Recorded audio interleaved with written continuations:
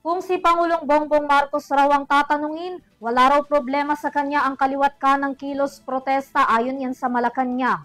Sabi ni Palace Press Officer at Undersecretary Claire Castro, nasa panig naman daw ng Pangulo ang mga rallyista, lalo't ang ipinaglalaban nila ay labanan ng katiwalian sa bansa. Tunghayan ang detalye sa aking report. Tiniyak ng Malacanang na hindi na babahala si Pangulong Ferdinand Marcos Jr. sa kaliwat kanang kilos protesta na isinasagawa ngayon ng iba't ibang grupo dito sa bansa. Ayon kay Palace Press Officer at Undersecretary Claire Castro, batid daw ng Pangulo na nasa panig niya ang mga rallyista, lalo na't ang mga ipinapanawagan ng mga ito ay paglaban sa korupsyon.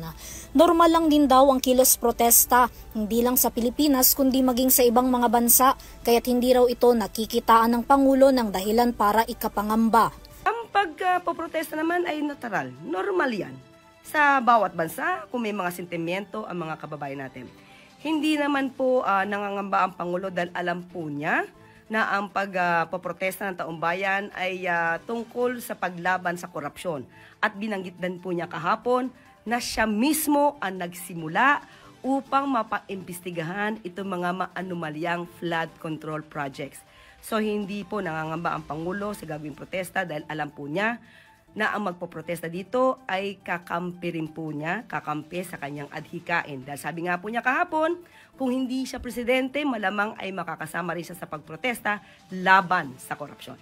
Nilinaw naman ng palasyo na ang ibig sabihin ng kakampi ng Pangulo ang mga rallyista na kanyang sinabi ay hindi nangangahulugang kaalyado o mga taga-suporta nito ang nagkikilos sa protesta, kundi kakampi sa adhikain ng kanyang administrasyon na labanan ang korupsyon lalo na sa maanumalyang mga flood control projects. Para laban sa korupsyon. Hindi po ibig sabihin yun po ay mismo mga tao niya na siya magrarally. Ang adhikain po ang magkakakampi para labanan ng korupsyon.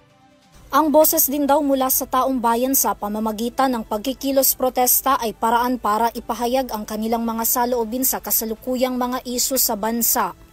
Gayunpaman, dapat pa rin daw na pumagitna sa mga nagpoprotesta ang mga law enforcement agency para matiyak ang seguridad at kapayapaan para sa mga ordinaryong Pilipino na maaaring madamay sa kanilang mga isinasagawang protesta.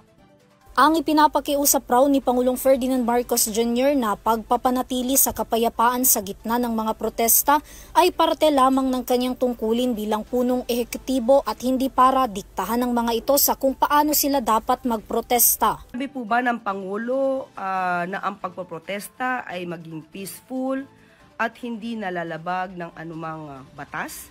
Yan po ba ay isang pagdidikta? At lumalabas po ba na ang Pangulo ay isa ng diktador? Kung siya ay makikiusap sa mga magpoprotesta na hindi gawing ganun kagulo ang pagiging protesta, kung lalo na't ito'y lalabag sa batas. Kung magkakaroon po ng gulo, hindi po ibig sabihin niya na hindi po papasok ang mga law enforcement agencies kung may maaapektuhan naman po mga inosente. So, obligasyon po at trabaho po ng mga police officers ng anumang law enforcement agencies na ipatupad ang peace and order kahit po may mga pagpaprotesta. Magugunita na ngayong linggo may nakaambang malakihang kilos protesta na magaganap sa bansa na may kaugnayan pa rin sa pagkondena sa maanumalyang mga flood control project sa bansa. Sa September 21, inaasahan na libo-libong rallyista ang lalahok sa Trillion Peso March sa People Power Monument. Bukod dyan ang iba pang grupo na magsasagawa rin ng kaparehong aktibidad sa Luneta Park, ilang bahagi ng Cebu, Negros, Baguio, Cagayan at iba pang lugar sa Pilipinas. Samantala, matatandaan na unang nagsimula ang kabi-kabilang pagprotesta ng mga grupo o kaya naman mga individual matapos na unang isiwalat ni Pangulong Ferdinand Marcos Jr. sa kanyang State of the Nation address ang mga maanumalyang flood control project dito sa bansa na ikinagalit ng publiko dahil sa nalustay na libu-libong pondo ng bayan. Para sa EuroTV News, Vanessa Cleofas sumasaludo sa bawat Pilipino.